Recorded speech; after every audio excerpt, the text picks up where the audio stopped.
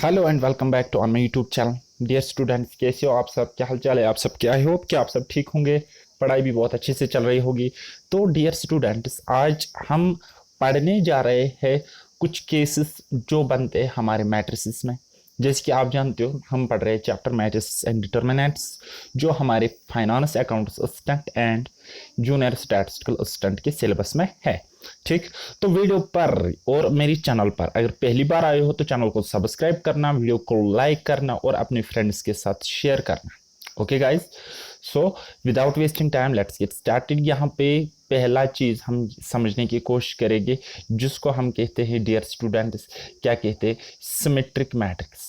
दो मैट्रिक्स तभी सिमेट्रिक होंगे जब जब सपोज आपके पास मैट्रिक्स ए है, उसका जब हम ट्रांसपोज ए ट्रांसपोज निकालेंगे तो एज इट इज जब आपको एलिमेंट्स दिखेंगे, जब आपको एज इट इज एलिमेंट्स मिलेंगे, देखो guys, root three, two two, okay, then three three, then next two minus 1.5 minus one, two minus 1.5 minus one, then उसके बाद three minus one one, three minus one one.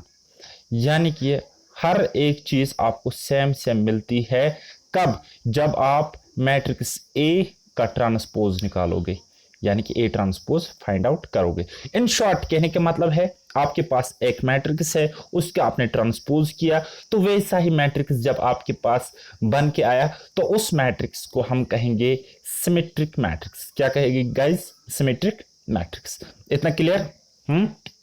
बोलो जी, इतना clear हुआ ना? Next हम फिर देखेंगे। अच्छा, ट्रांसपोज क्या होता है? इंटरचेंज। रोज को हम करते हैं कॉलम्स में चेंज, एंड कॉलम्स को हम रोज में चेंज करते हैं, तब्दील करते हैं। ओके जी, तो दूसरा केस हमारे पास बनता है जिसको हम कहते हैं सिक्यू सिमेट्रिक मैट्रिक्स। सिक्यू सिमेट्रिक मैट्रिक्स, इसमें क्या होता है, जब आप एक मैट्रिक्स का ट्रांसपोज निकालोगे, जो आपको ट्रांसपोज निकल के आएगा वो क्या होगा? माइनस ए, यानी कि उसी मैट्रिक्स के हम साइन बाहर निकालेंगे, माइनस लगाएंगे तो इसके इक्वल होगा।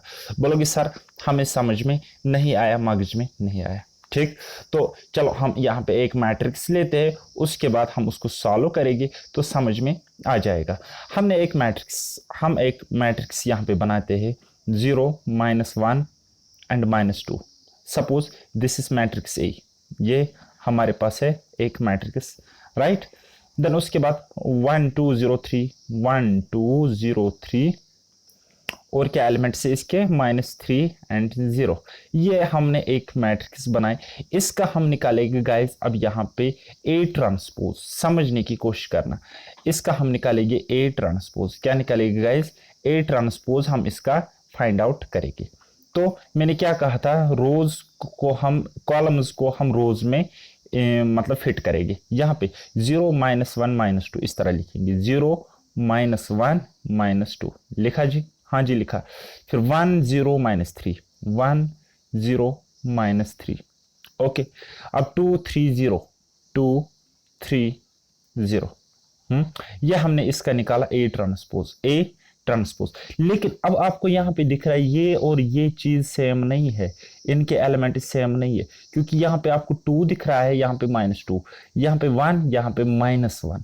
ओके जी, तो हम इसको ए किस तरीके से आप बना सकते हैं? ये हमारे पास ए ट्रांसपोज था ना, तो हम लिख सकते हैं, इसको हम लिख सकते हैं ए ट्रांसपोज इक्वल टू, हम लिखेंगे क्या लिखेंगे?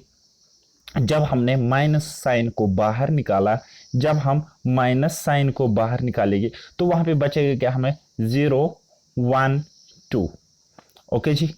देन उसके बाद क्या बचेगा? माइनस वन 0 3, उसके बाद क्या बचेगा? Minus two minus three 0।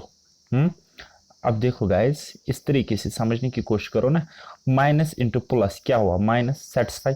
Minus into plus two कितना होता है? माइनस टू होता है। माइनस इंटू माइनस वन 1 होता है। माइनस इंटू प्लस जीरो या माइनस जीरो, बात एक ही है तो जीरो ही मिलेगा। माइनस इंटू प्लस थ्री कितना होता है? माइनस थ्री, ओके जी। माइनस इंटू माइनस टू 2 होता है। माइनस इंटू माइनस थ्री 3 होता है, यानी कि प्लस 3 होता है। एंड उसके बाद माइनस इंटू जीरो 0 ही होता है, 0 ही होता है। तो ये जो आपको मिल रही है ना ये मैट्रिक्स, ये तो ये वाली मैट्रिक्स है ना गाइस, और इसका नाम हमने ए रखा था। तो हम यहाँ पे कह सकते हैं, हम यहाँ पे एक कंक्लूजन ड्रा कर सकते हैं, एक कंक्लूजन बता सकते हैं। क्या बता सकते हैं कि यहाँ पे जो आपका ए ट्रांसपोज है, ये वाला ए ट्रांसपोज है, वो है इक्वल टू, ये माइनस उठाओ, माइनस, और ये क्या है, ये और ये ए मैट्रिक्स और ये अंदर की मैट्रिक्स, माइनस को छोड़कर देखो एक है तो हम इसको ए लिख सकते हैं। तो यानी कि इस केस में क्या होता है, आपका ए ट्रांसपोज माइनस ए के इक्वल होता है, या हम कहेंगे ए ट्रांसपोज यानी कि ट्रांसपोज ऑफ मैट्रिक्स होता है माइनस और वो वाली मैट्रिक्स। समझ आई मेरी बात? अब इसी के सिमेट्रिक अगर आपको समझ में आ गई तो ये वाला खुद देख लेना, आगे मैं आपको क्वेश्चंस बहुत सारे कराऊंगा, लेकिन फिलहाल आप कंसेप्ट्स को यहाँ पे जल्दी जल्दी क्लियर करो। ओके, क्वेश्चन एक है आपके पास, कहता है ए आई जे, ये ए क्या है, ये एक एलिमेंट है, ये आई क्या है, ith row and jth column, ये मैं आपको आगे बताऊंगा, ith row and jth column. Okay, तो m क्रॉस n यानी कि m number of rows and n number of columns is a square matrix. ये स्क्वायर मैट्रिक्स होंगी, कब होंगी, when number of rows are equal to number of columns, number of columns. जब number of rows equal होंगे number of columns के, तो हम कहेंगे जो आपके पास गिवन मैट्रिक्स है वो एक स्क्वायर मैट्रिक्स है, स्क्वायर मैट्रिक्स है। ओके जी, दूसरा क्वेश्चन है, सिंपल क्वेश्चन है, matrix A and B will be inverse of each other if, कहता है मैट्रिक्स ए और बी एक दूसरे के इनवर्स होते, उल्टे होते, जब ए इंटू बी यानी कि A B equal to B A equal to I. Okay, simple सा है, तो आगे मैं ये रिपीट भी करूँगा क्वेश्चन इसमें। ओके जी, क्वेश्चन नंबर 3 थोड़ा सा समझने की कोशिश करो। कहता है if the matrix A is the both symmetric and skew symmetric then, कहता अगर आपके पास कोई मैट्रिक्स है वो सिमेट्रिक भी है सिक्यू सिमेट्रिक भी है। सिमेट्रिक कब होगी, जब मैंने आपको बोला था ए इक्वल होगा ए ट्रांसपोज के। सिक्यू सिमेट्रिक कब होगी, जब आपको, या हम कह सकते सिमेट्रिक तब होगी जब ट्रांसपोज ए ट्रांसपोज होगा इक्वल टू ए, और ए ट्रांसपोज सिक्यू सिमेट्रिक तब होगी जब ए ट्रांसपोज होगा माइनस ए के इक्वल। बताओ, मैंने ये दोनों कॉन्सेप्ट्स आपको बोले ना अभी, दोनों क्वेश्चन है, दोनों कॉन्सेप्ट है, यानी कि हमें ये कहता है, इसके कहने का मतलब है यहाँ ए ट्रांसपोज ए के इक्वल भी है, ए ट्रांसपोज माइनस ए के इक्वल भी है। तो जो मैट्रिक्स होगी ये सिर्फ और सिर्फ तभी पॉसिबल है जब आपके पास एक जीरो मैट्रिक्स होंगी, जब आपको पास जीरो मैट्रिक्स होंगी, उसी केस में ये पॉसिबल है। क्योंकि matrix which is positive as well is negative, क्योंकि ये मैट्रिक्स पॉजिटिव भी होती है नेगेटिव भी होती है, तो प्लस ए भी मिलेगा वहां पे, माइनस ए भी मिलेगा ट्रांसपोज करके। आई बात समझ? अगर नहीं आई तो एक मैट्रिक्स ले लो 0 0 0 0। अब इसका ये है आपके पास मैट्रिक्स ए, इसका ए ट्रांसपोज निकालो, ठीक, इसका ए ट्रांसपोज निकालो और नेगेटिव साइन बाहर निकाल के आपको मैट्रिक्स एज इट इज मिलेगा। तो कोई मतलब कंफ्यूजन वाली बात नहीं है, आप समझ आओगे। ओके जी, ये है हमारा आज का मेन, जिसको हम कहते हैं डिटर्मिनेंट्स। ये हमें पढ़ना है और मैक्सिमम एक लेक्चर और आ जाएगा इस चैप्टर पर बेस्ड, उसके बाद हम क्वेश्चंस देख लेंगे, कर लेंगे, जैसे कि आपको पता है। ओके जी, डिटर्मिनेंट होता क्या है इसको समझने की कोशिश करेंगे पहले। तो एवरी स्क्वायर मैट्रिक्स, यहाँ पे याद रखना, खाली सिर्फ और सिर्फ हम स्क्वायर मैट्रिक्स का डिटर्मिनेंट फाइंड आउट कर सकते हैं। स्क्वायर मैट्रिक्स बोले तो नंबर ऑफ रोज होते हैं बराबर नंबर ऑफ कॉलम्स। ओके जी, तो we can associate a number called determinant, हम एक नंबर फाइंड आउट करते हैं जिसको हम डिटर्मिनेंट कहते हैं, लेकिन ये हम सिर्फ और सिर्फ किसका निकालते हैं, ये हम सिर्फ और सिर्फ किसका निकालते हैं, स्क्वायर मैट्रिक्स का निकाल सकते हैं। अच्छा, आपके पास अगर ये ए एक मैट्रिक्स है तो इसका डिटर्मिनेंट जो होगा, जो इसका डिटर्मिनेंट होगा वो हम कुछ इस तरीके से बंद करते हैं, मॉड में बंद करते हैं, तो इसको हम डिटर्मिनेंट ऑफ ए कहते हैं। ठीक ठीक, या कुछ इस तरीके से भी हम निकालते हैं जिसको हम डेल्टा कहते हैं। क्या कहते हैं गाइस? डेल्टा कहते हैं। और ये डेल्टा क्या हमें दिखाता है? डिटर्मिनेंट दिखाता है। ओके जी, और जब हम किसी मैट्रिक्स का डिटर्मिनेंट निकालते हैं तो हम उसको इस तरीके से ना लिखकर न लिखकर बाद में डिटर्मिनेंट फाइंड आउट करके इस तरीके से लिखते हैं, या पहले से इस तरीके से लिखकर हम उसको सॉल्व करते हैं। ओके, अच्छा, एक सिंपल सा कंसेप्ट है। अगर आपके पास 2 क्रॉस 2 एक स्क्वायर मैट्रिक्स है, तो उसका डिटर्मिनेंट हम किस तरीके से फाइंड आउट करेंगे। सपोज आपके पास एक मैट्रिक्स है, क्या है आपके पास एक मैट्रिक्स है, चलो कुछ वैल्यू क्वेश्चन नहीं देखते, 2 4 -1 2, 2 4 -1 2। ओके जी, ये आपके पास मैट्रिक्स है, ये है ना आपके पास मैट्रिक्स। तो इसका डिटर्मिनेंट किसके बराबर होगा, इसका डिटर्मिनेंट किसके बराबर होगा। देखो गाइस, क्या करना है, इसका जो डिटर्मिनेंट है, जो इसका डिटर्मिनेंट है, यानी कि डिटर्मिनेंट ऑफ ए इक्वल होगा, किसके इक्वल होगा, इन दोनों का मल्टीप्लिकेशन। ठीक, तो 2 × 2, इन दोनों का मल्टीप्लिकेशन माइनस, अब इन दोनों का मल्टीप्लिकेशन क्रॉस में, यानी कि -1 × 4।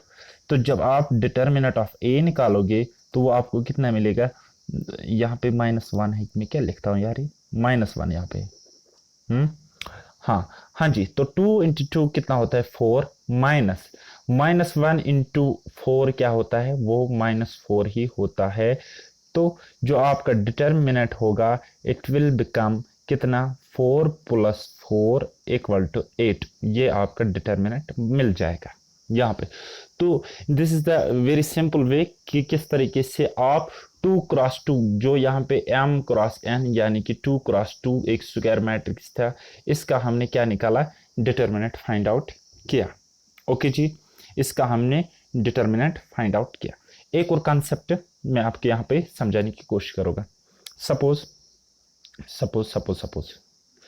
मैंने एक मैट्रिक्स बनाया 2 3 4 1 2 3, ये मैंने, तो हम एक एक एलिमेंट को देखेंगे, हम एक एक एलिमेंट को हम दिखाते हैं ए से। ठीक, तो ये हो गया रो, यानी कि ith row and jth column, इस तरीके से हम दिखाएंगे हम अब एक एक एलिमेंट को। तो इस 2 को उठाओ, इस 2 को देखो, ये क्या है, ये 2 है, यानी कि ए की जगह हम 2 लिख सकते हैं। और पहली रो में है ना, तो पहली रो, और पहली कॉलम है तो फर्स्ट कॉलम 2 1 1। इसी तरह अब इस 3 को जब आप देखोगे, देखो फर्स्ट रो तो first row and second column तो 3 1 2 आ जाएगा। अब यहाँ पे इस 4 को देखो, इस 4 को देखो, तो इसका नाम क्या हम रखेंगे, इसका नाम रखेंगे, एलिमेंट खुद ए होता है, हाँ जी होता है, और पहली रो यानी कि 1 एंड थर्ड कॉलम यानी कि 3।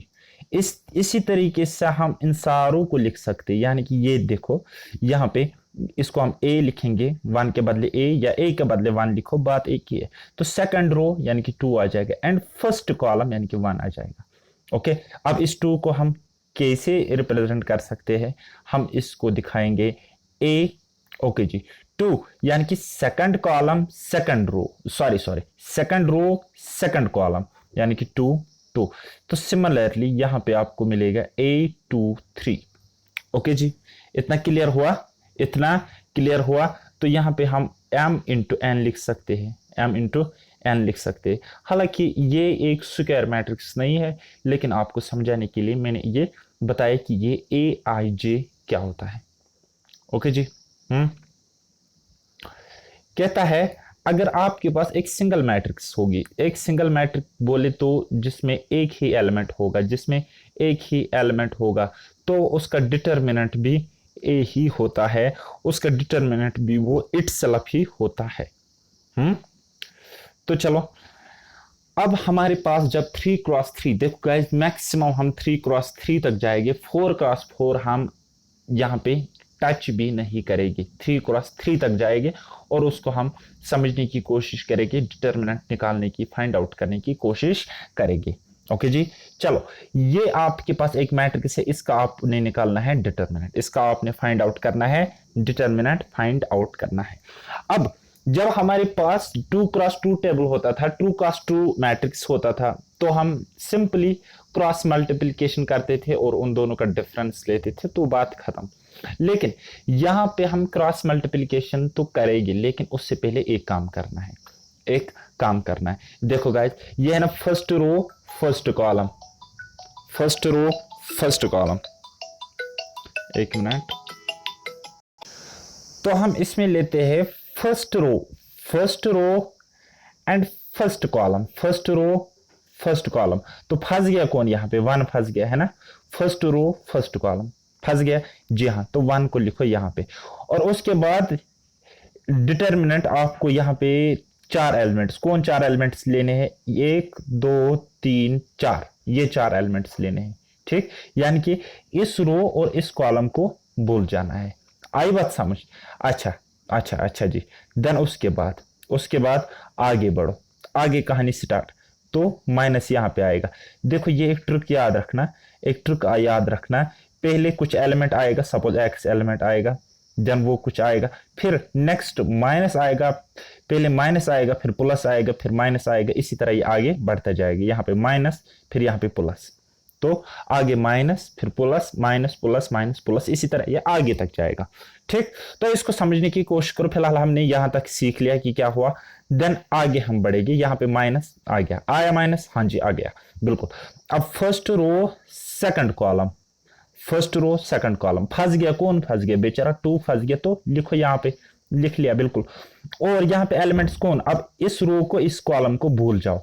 अब यहाँ पे 1 2 3 4 एलिमेंट्स एज इट इज लिखो, -1 0 4 0 लिखा, हाँ जी लिखा, बिल्कुल लिखा। उसके बाद हम यहाँ पे आ जाएगी, यहाँ पे मतलब first row third column, first row third column, इसको कहते हैं along the row. Determinant find out करना, ऑपरेशन करना अलोंग द रो, ठीक। तो यहाँ पे 4 फंस गया, हाँ जी, और यहाँ पे प्लस, ओके जी। अब इसको भूल जाओ, इसको भूल जाओ, इन चारों को लिखो, लिखा, हाँ जी लिखा, -1 3 4 1, बस इतना आपने किया तो डिटर्मिनेंट निकल गया, बस निकल गया। देखो कैसे कैसे मैं आपको समझाऊंगा। ये 1 लिखा, ये बीच में है इनटू 1 इनटू, तो यहां पे मैंने क्या किया, क्रॉस मल्टीप्लीकेशन करना है और माइनस करना, 3 इंटू 0 0, माइनस 1 इंटू 0 0, तो यहां पे 0 ही आ जाएगा, यहां पे 0 ही आ जाएगा। और उसके बाद ये माइनस, ये 2 यहां पे आ गया। देन उसके बाद -1 इंटू 0 कितना होता है, -1, -1। और उसके बाद 4 इंटू 0 कितना होता है, 0 ही होता है, सॉरी ये 0 ही आ जाएगा यहाँ पे, हाँ तो यहाँ पे लिखा है, हाँ देखो -1 इंटू 0 होता है 0, 4 इंटू 0 होता है 0, तो यहाँ पे 0 ही आ गया, इसके बदले 0 आ गया यहाँ पे। देन उसके बाद प्लस प्लस, यहाँ पे ये 4 यहाँ पे दिख रहा है आपको। देन उसके बाद -1 इंटू 1 कितना होता है, -1 ही होएगा, -4 इंटू 3 कितना होता है, 12 ही होगा, 12 होगा। अब इसको जब आप सॉल्व करोगे इतना आपको आना चाहिए, 1 इंटू 0 0, 2 इंटू 0 0, तो यहां पे भूल जाओ इसको जल्दी जल्दी करने के चक्कर में। तो उसके बाद -1 -12 कितना होता है, -13, 4 इंटू -13 कितना होता है, -52 will be the determinant, okay. तो -52 आपका डिटर्मिनेंट निकल के आ गया। सिंपल सा कंसेप्ट था, बस इसको समझने की जरूरत है और 2-3 क्वेश्चन ट्राई करने की जरूरत है, ठीक है। तो 2-3 क्वेश्चन आप बनाओगे, देन उसके बाद याद रहेगा, आई एम श्योर, ओके जी। अच्छा यहाँ पे आपको एक डाउट आता है, क्या सर ये जरूरी है कि हम यही रो उठाएंगे और उसके बाद ये करके एक एक कॉलम उठाएंगे? नहीं, बिल्कुल इंपॉर्टेंट नहीं है, क्योंकि आप इस रो के अलाउंग भी कर सकते हो, इसके अलाउंग भी कर सकते हो, लेकिन आपको कॉलम्स इसी तरीके से लेने हैं और डिटर्मिनेंट हमेशा आपको वही मिलेगा जो अभी हमने निकाला है, ठीक। तो वैसे आप इस क्वेश्चन को अटेम्प्ट करना, आप समझ जाओगे। अब कुछ क्वेश्चन है, कुछ कंसेप्ट्स है, कुछ प्रॉपर्टीज है, बेसिक सी प्रॉपर्टीज है। हो सकता है जेके एसएसबी हमारे एग्जाम में क्या इन प्रॉपर्टीज पर बेस्ड डायरेक्ट क्वेश्चन पूछे। देखो गाइस, 2 तरीके हैं। अगर प्रॉपर्टी पर क्वेश्चन आता है, या तो आप इस बेसिक वाले मेथड से क्वेश्चन को अटेम्प्ट करो, हो सकता है थोड़ा टाइम लग जाएगा लेकिन क्वेश्चन अटेम्प्ट होगा, लेकिन प्रोवाइडेड कि आपकी कैलकुलेशन अच्छी होनी चाहिए और आप उस वक्त टेंशन फ्री, स्ट्रेस फ्री होने चाहिए, होगी एक बात, क्योंकि तभी आप क्वेश्चन को अच्छे से अटेम्प्ट कर पाओगे विदाउट प्रेशर। दूसरी बात, अगर आपको डायरेक्ट प्रॉपर्टी पता है तो आप क्वेश्चन को देखते ही सॉल्व करोगे, तो ये होगी दूसरी बात, 2 तरीके। हाँ जी, चलो प्रॉपर्टीज ऑफ डिटर्मिनेंट्स हम यहाँ पे समझने की कोशिश करेंगे। कहता है the value of a determinant remains unchanged if its rows and columns are interchanged. कहता है कहता है कहता है डिटर्मिनेंट हमेशा अनचेंज्ड रहता है अगर हम उनके रोज एंड कॉलम्स को इंटरचेंज करेंगे। देखो guys, rows and columns interchange करने का मतलब है सिंपली जब हम रोज को इंटरचेंज करेंगे या कॉलम्स को इंटरचेंज करेंगे एक दूसरे के साथ। Are you getting my point? यहाँ पे अगर आप देखोगे, यहाँ पे डिटर्मिनेंट मैंने इस मैट्रिक्स का निकाला है, यहाँ पे 2 3 -3 5। ओके, तो यहाँ पे मैंने इंटरचेंज किया 2 -3 5 इस तरीके से लिखा है। ओके, इस तरीके से मैंने लिखा है। तो क्या किया है मैंने, इनको मैंने रो को मैंने कॉलम बनाया है, रो को मैंने कॉलम बनाया है यहाँ पे देखो। फिर यहाँ पे दूसरी कॉलम क्या है 604, लेकिन ये क्या थी, ये क्या थी, ये यहाँ पे दूसरी रो थी 604। आई बात समझ? यानी कि रो को मैंने कॉलम में इंटरचेंज किया या कॉलम को मैंने रो में इंटरचेंज किया। जब आप ऐसा करोगे तो जो डिटर्मिनेंट होता है वो अनचेंज्ड रहता है, वो अनचेंज्ड रहता है यानी कि वो चेंज नहीं होता है। ठीक, तो आप इसका डिटर्मिनेंट निकालो तो वही मिलेगा। अगर x यहां पे मिलेगा डिटर्मिनेंट आपको, तो वही x आपको यहां पर भी मिलेगा जब आपने रोज को कॉलम्स में इंटरचेंज किया। बात आई समझ? बाकी डिटर्मिनेंट किस तरीके से फाइंड आउट करना है वो मैंने आपको जस्ट भी बताया। तो क्या करना होता है, ये अलोंग द रोड जब जाओगे तो 2 यहां पे लिखना है, इसको बोल जाओ, इसको बोल जाओ, ये यहां पे लिखो, है ना। उसके बाद इसी तरीके से आगे आप क्वेश्चन को सॉल्व कर लोगे। ओके जी, चलो जी।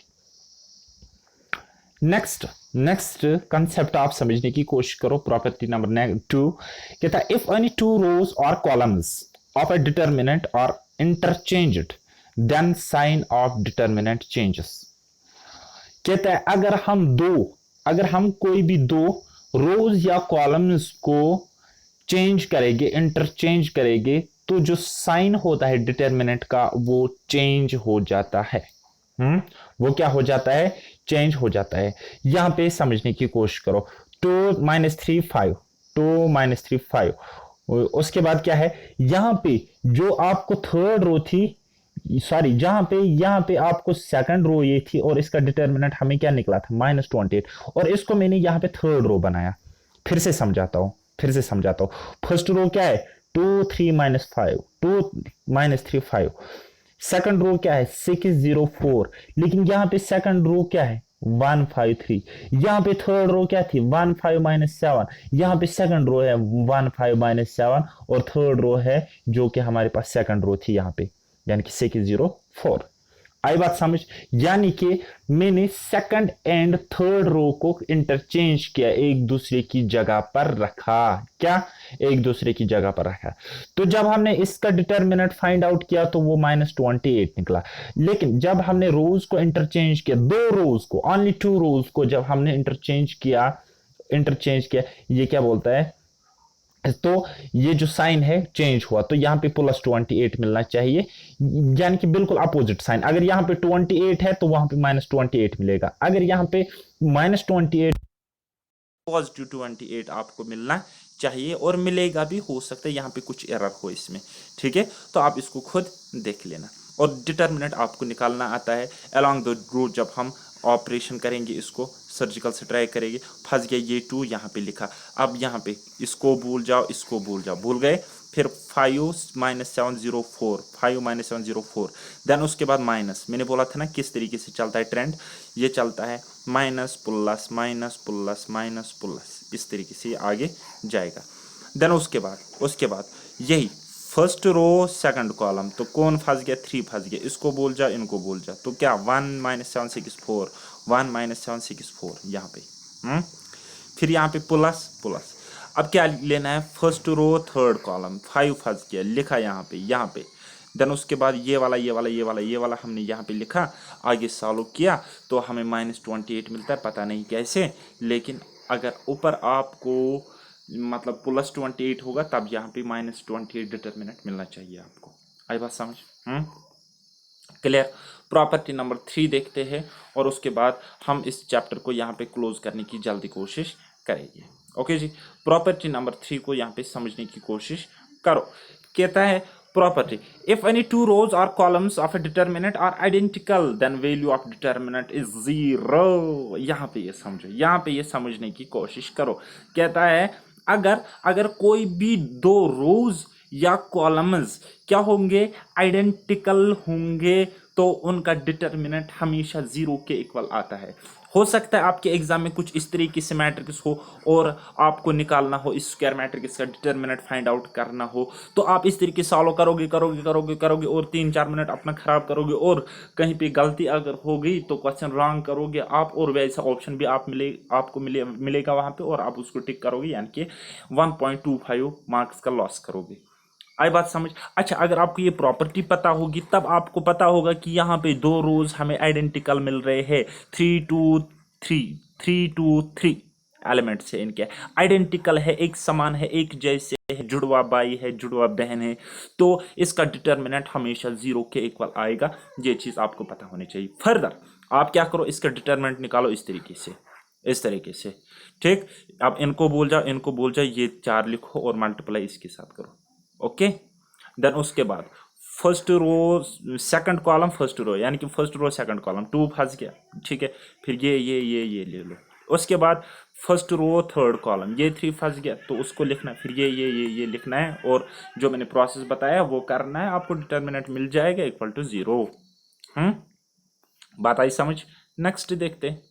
नेक्स्ट एक इंपॉर्टेंट कंसेप्ट है। नेक्स्ट कंसेप्ट कहता है, if each element of a row और a column of a determinant is multiplied by a constant k, then it is value gets multiplied by k। तो इसका determinant क्या मिलता है वो भी देखो गाइस। अगर हर एक एलिमेंट को हम k से मल्टीप्लाई करेंगे किसी मैट्रिक्स में, हर एक एलिमेंट को किसी कांस्टेंट वैल्यू से k से प्रोडक्ट करेंगे, मल्टीप्लाई करेगी, तो उसके डिटर्मिनेंट को भी आप k से मल्टीप्लाई करो, ठीक है।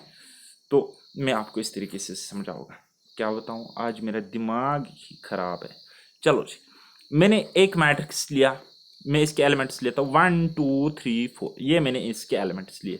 अच्छा, आप मुझे बताओ इसका डिटर्मिनेंट किसके इक्वल होगा। इसका डिटर्मिनेंट होगा बराबर determinant of A equal to किसके इक्वल, 1 × 4 4 माइनस 3 × 2 6। तो कितना आ जाएगा डिटर्मिनेंट इसका डिटर्मिनेंट आ जाएगा 4 - 6 यानी कि -2। ये आपको मिला ना डिटर्मिनेंट, ये आपको मिला डिटर्मिनेंट ऑफ ए। ओके जी। अब कहता है जो ये मैट्रिक्स है आपके पास, इसको मैंने किसी के से किसी कांस्टेंट वैल्यू से मैंने इसको मल्टीप्लाई किया, तो मैंने यहाँ पे सपोज 2 से इनको मल्टीप्लाई किया। कहता है फिर आप इसको भी 2 से मल्टीप्लाई करो, तब ये बात सेटिस्फाई हो जाएगी, तब बात बन जाएगी। तो देखो गाइज, चलो हम देखेंगे क्या ये ट्रू है कि नहीं है। हम इसको मतलब यहाँ पे वो करेंगे, क्या करेंगे, प्रूफ करेंगे। हाँ जी, चलो ए मैट्रिक्स ए है आपके पास। अब देखो 2 × 1, ईच एलिमेंट को प्रोडक्ट करना है, मल्टीप्लाई करना है किससे, किसी के कांस्टेंट वैल्यू से। सो 2 1s आर 2, देन 2 × 2 कितना होता है, 4 होता है। देन 2 × 3 कितना होता है, 6 होता है। देन 2 × 4 कितना होता है, 8 होता है।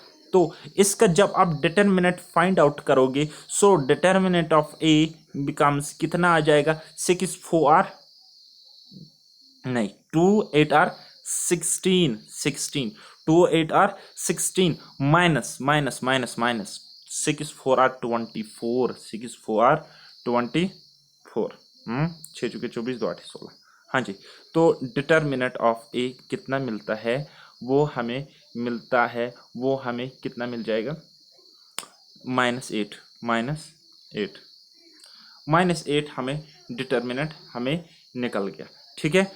तो ये कब निकल गया, ये हमें कब मिला। अब देखो गाइज, यहाँ पे आप बोलोगे, यहाँ पे जब हमने के से मल्टीप्लाई किया तो बात बनी इतनी, क्या, -4, लेकिन यहाँ तो आपको -8। तो यहाँ पे तो कुछ उल्टा हुआ सर। यहाँ पे डिटर्मिनेंट यानी कि 2 को आपने 2 से प्रोडक्ट नहीं किया, बल्कि आपने तो -4 से इसको प्रोडक्ट किया, -2 को आपने 4 से प्रोडक्ट किया। तो देखो गाइज के से आप मल्टीप्लाई तब करोगे जब आपके पास सिंगल मैट्रिक्स होंगी, यानी कि उसका एक ही एलिमेंट होगा। ठीक, तो अगर आपके पास 2x2 मैट्रिक्स है ना, तो आपको क्या करना है, के स्क्वायर से मल्टीप्लाई करना पड़ेगा। अगर आपके पास 3x3 मैट्रिक्स है तो आपको के क्यूब से मल्टीप्लाई करना पड़ेगा डिटर्मिनेंट को। आई बात समझ? अगर समझ नहीं आता है तो बहुत बदकिस्मती की बात है, तो फिर से समझने की कोशिश करो। फिर देखो गाइस, जब आपके पास सपोज ये एक सिंगल मैट्रिक्स है ए, ठीक, और इसका डिटर्मिनेंट भी क्या आ जाएगा, और इसका डिटर्मिनेंट भी 8 ही आ जाएगा। और अगर हम इसको किसी कांस्टेंट के वैल्यू से मल्टीप्लाई करेंगे 2 8 और 16, तो इसको भी 2 से मल्टीप्लाई करना पड़ेगा, तब आपको ये जो डिटर्मिनेंट 16 था यहाँ पे मिल जाएगा। आई बात समझ? अच्छा, 2 के केस में क्या करना है, 1 2 1 2। सपोज ये आपके पास मैट्रिक्स थी, ये तो मैंने आइडेंटिकल बताया, इसका डिटर्मिनेंट तो 0 होगा, सॉरी 1 2 2 1। ओके जी, तो इसका जब आप डिटर्मिनेंट फाइंड आउट करोगे वो आपको मिल जाएगा 1 इंटू 1 1 -4, यानी कि आपको मिलेगा -3। ओके, तो अगर आप इसको किसी के वैल्यू से मल्टीप्लाई करोगे ना, तो इसको आपको करना है के स्क्वायर से मल्टीप्लाई। सपोज मैंने के की वैल्यू यहाँ पे रखी 2, ठीक है, तो आपको मैट्रिक्स मिल जाएगी 2 1 r 2 2 2 r 4 2 2 r 4 2 2 r 4 2 1 r 2। तो इसका डिटर्मिनेंट अगर आप निकालोगे ना, तो इसका आप अगर यहाँ पे डिटर्मिनेंट फाइंड आउट करोगे तो वो आपको मिल जाएगा 2 2 r 4 -4 4 r 16। सो 4 - 16 कितना होता है, 4 - 16 -12 होता है। ये होता है गाइस क्या, डिटर्मिनेंट ऑफ ए। तो determinant of A when each element multiplied by के, हियर के इज 2। तो देखो गाइज, ये 12 आपको तब ही मिला जब आपने 4 से मल्टीप्लाई किया। अब इस 12 को आप इस तरीके से लिखो ना, -3 × 4 × 4। अब ये 4 कहाँ से आ गया, दिस इज नथिंग बट 2 का स्क्वायर। अब ये 2 स्क्वायर क्या है, ये है कुछ नहीं, ये के स्क्वायर है, और ये के क्या है, वो ये वाला है। आई बात समझ? 2x2 मैट्रिक्स में आपको के स्क्वायर से प्रोडक्ट देना पड़ता है, किसको, डिटर्मिनेंट को। ठीक, अगर आप के से प्रोडक्ट देते हो, के से मल्टीप्लाई करते हो ईच एलिमेंट को, in case of 2x2 matrix, then you have to multiply determinant with k square. Okay, clear, got it? तो ये वाले एग्जाम्पल्स आप देख लेना, सिंपल से क्वेश्चंस है, आपको समझ में आ जाएगा, ऐसा कोई इश्यू नहीं है। ओके, तो ये वाला क्वेश्चन देख लेना। तो कल मैं आपको थोड़ा सा बताऊंगा कि हम किस तरीके से फाइंड आउट करते हैं एरिया ऑफ अ ट्रायंगल, हम किस तरीके से फाइंड आउट करते हैं बाय यूजिंग रूल डिटर्मिनेंट वाला। ओके, किसी मैट्रिक्स का। तो देखो गाइज, अगर आपके पास ये अभी थोड़ा सा देख लो इसको, ये यहाँ पे कुछ पॉइंट्स है ट्रायंगल के, सपोज वर्टिसेस है, तो आपको उसका ट्रायंगल का एरिया निकालना है। तो एरिया क्या होगा, डेल्टा इक्वल टू 1/2, और ये जो मैट्रिक्स मैंने बताई ना 3 8, देखो गाइज 3 -4 5, यहाँ पे 3 -4 5, देन उसके बाद 8 2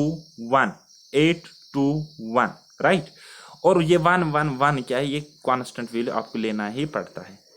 ओके जी, और उसके बाद आप क्या करोगे, इसका डिटर्मिनेंट फाइंड आउट करोगे। देखो गाइज, ये होगी फर्स्ट रो और ये होगी फर्स्ट कॉलम, ये 3 यहाँ पे आ गया, ये 1/2 बाहरी, 3 यहाँ पे आ गया। अब इनको भूल जाओ, तो 2 1 1 2 यहाँ पे लिखो, उसको सॉल्व करो तो इस तरीके से मिलेगा। आगे आप सॉल्व करोगे, जो आपको डिटर्मिनेंट मिलेगा, यानी कि जो आपको डिटर्मिनेंट मिलेगा, डिटर्मिनेंट आपको 61 सपोज मिला, उसको आप डिवाइड करोगे 1/2 से, यानी कि 2 से उसको मल्टीप्लाई 1/2 से करोगे, एंड जो आपको डिटर्मिनेंट मिलेगा उसको 2 से डिवाइड करोगे, बात एक ही है। तो आपको वहाँ पे एरिया मिलेगा किसी ट्रायंगल का। ठीक, तो आई होप कि आज का ये लेक्चर आपको उतना समझ में नहीं आया, ठीक है, तो लेकिन कर भी क्या सकते हैं, काफ़ी लंबा चैप्टर है, जल्दी मुझे पढ़ाने में बहुत मज़ा आता है, स्पेशली क्रैश कोर्स जब मैं आपको करा रहा हूँ। तो यहाँ पे आप इसको एक एक करके स्क्रीनशॉट ले सकते हो, तो MCQs में आपको डिटेल्ड वे में अच्छे तरीके से कराऊंगा। सो मिलते हैं नेक्स्ट लेक्चर में, वीडियोस को लाइक करना, और बहुत सारे डाउट्स आए होंगे तो एक एक करके कमेंट भी करना। तो बाय बाय, टेक केयर, अल्लाह हाफिज़, और मेहनत करते रहिए।